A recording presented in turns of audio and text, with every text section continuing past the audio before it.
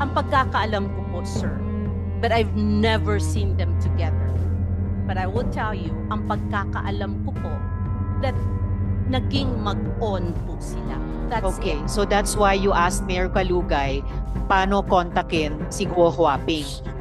Yes, Okay, sir. kinikilig to si Alice Go. Kita mo.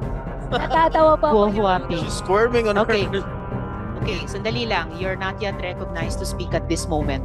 So, Miss Maslog, after nagtanong kayo kay Mayor Kalugay, paano nyo kinontak si Guo Huaping? Actually po, in fairness to Mayor Kalugay, he said po, he does not want to involve himself. Okay, And so he paano nyo has no finally way. na-contact?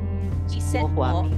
he has no way of contacting Alice. So, paano nyo siya na-contact? So what happened po was